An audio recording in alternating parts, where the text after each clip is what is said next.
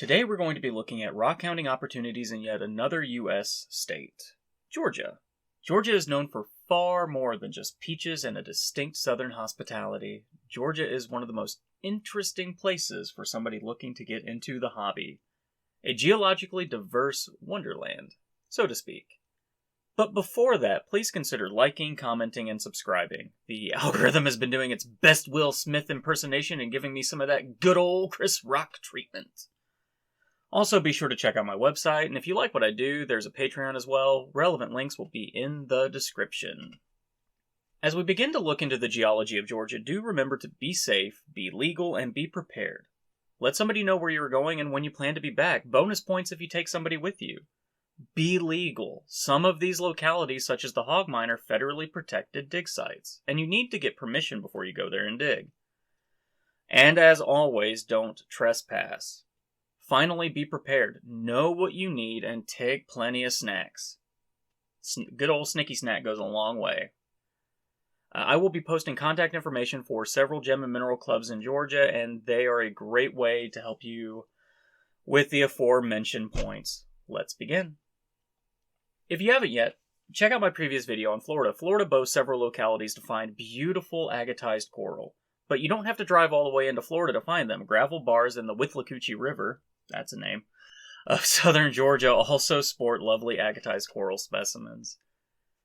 The hog mine is a very popular fee-based mining locality that sports amethyst, aquamarine, and other beryls, garnets, quartz, and more.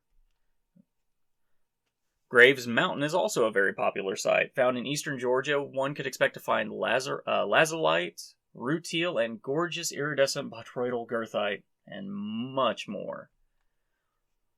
Jackson Crossroads Amethyst Mine. The name really says it all with this one. This can be a little bit more difficult to get into, though. Be sure to check with the mine for open dates, especially if you bring a family. Children are only allowed on at certain times. That may seem a bit odd, but the owners likely have a reason for it. The amethyst that comes from Jackson Crossroads, though, is truly phenomenal. It's a hard dig, though. But if you're in the right place at the right time, it could be the dig of a life. Garnet Hill, sometimes known as Garnet Ridge, is well known for producing gem-quality garnets. Cartersville area open pits and mines. People have found geodes here, as well as other ferrous minerals like hematite and goethite. Chattooga.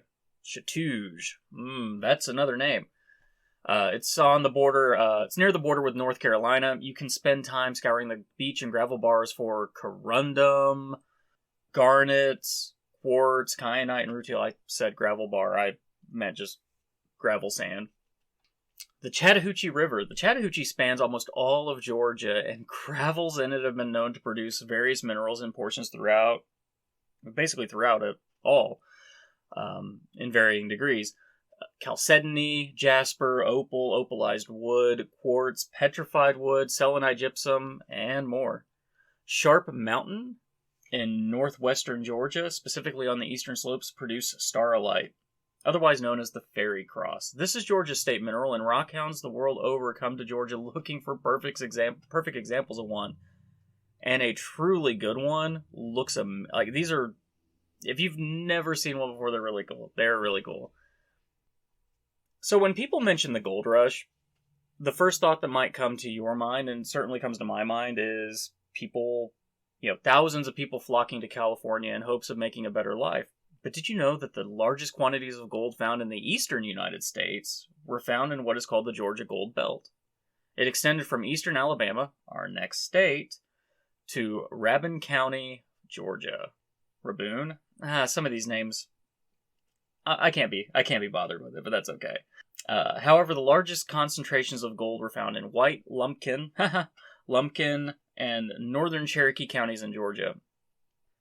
These are all well-known collection localities. However, there are far more than I can put into a video. If you live in or find yourself in Georgia, check out some of these gem and mineral clubs. This state is one of the most interesting and accessible for rockhounding. These clubs can help you get onto localities that may otherwise be inaccessible to the average Joe that's just trying to get in. Plus, there are far, far, far more items than I've listed here, such as beautiful agates, jaspers, and other varieties of quartz. The next video in this series will be on neighboring Alabama. As always, I thank you so very much for watching this far, and I'll see you in the next one. Cheers.